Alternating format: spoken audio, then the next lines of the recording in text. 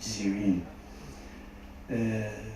بمعنى شيء تدنganەوەی ناوەندی غەزەل نووس وەک هەمیشە دەکەم کە هەمیشە دەستی دەگرت بۆ ناو ژووری خۆناسین. ئەمڕۆ کۆی بەرهەمە شعریەکانم کە بریتە لە سەرجەم دیوانە شعریەکانم لە دوێنێ سبەینەوە تاوەکو پیاسەیەک لەگەڵ جۆن دۆن دوێنێ سبەینێک کە لە 1995 لە پاریس چاپ کراوە، پیاسەیەک لەگەڵ جۆن دۆن لە غەزەل نووس لە 2017 چاپ کراوە.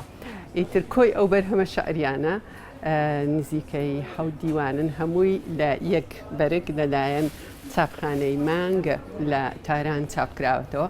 ئەمڕۆ ئێمە لێرەین بۆ ڕاگەاندنی ئەم کتێبە. خۆی ژیانی خۆی بەشێکە لە شیعرەکانی هەروەها بە پێچەوانەشەوە شیعرەکانی بەشێکن لە ژیانی خۆی. من حەز دەکەم شوێن بێ لە ملوانکەی وشە. سەرەتا ئەمە ئەو بڵم کە من لە دێر زەمانەوە بەر لە ناسینی خۆی نەزەندخان نووسینەکانی ئەناسم.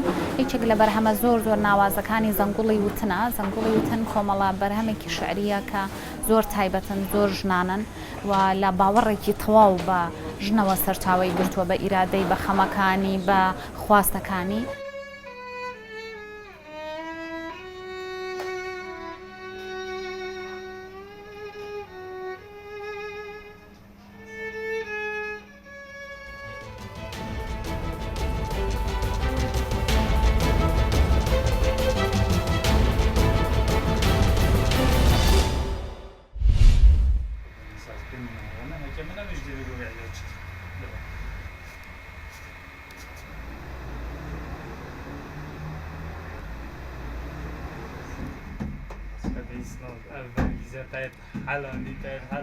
من ضغطك هبو من شناسه من قاطعی آن نودیه که من قصد ویرگر هدی جلکت کردی ناف گنجا دانت مان بشتیا پیشانگی هوا بوی گنجا گل قصد ویجی کرو مجی حس کرد جی قصد ویجی بیام و خوب جلتک ببرگت کردی.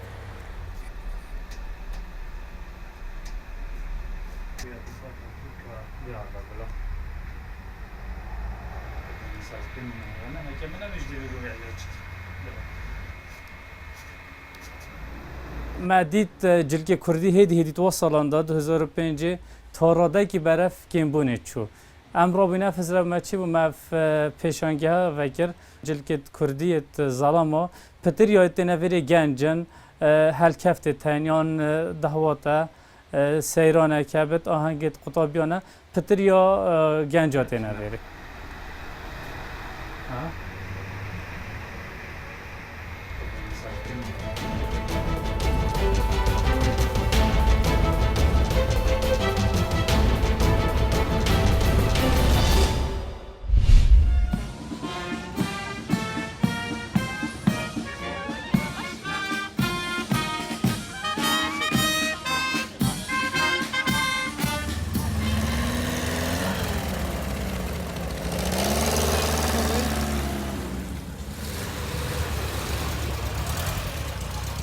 Наш клуб собирает, вмещает в себя автомобили, которые были на службе в полиции, не только в полиции, но и скорая помощь, пожарная охрана.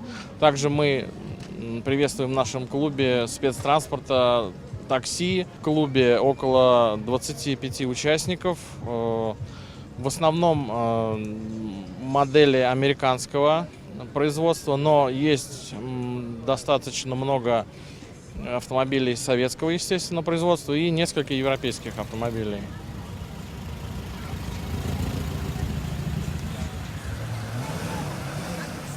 Только приехали на эту выставку, пока посмотрели мало машин, но так, Мерседесы, которые стоят в начале, красивые, и также вот тут стоит BMW, красиво выглядит.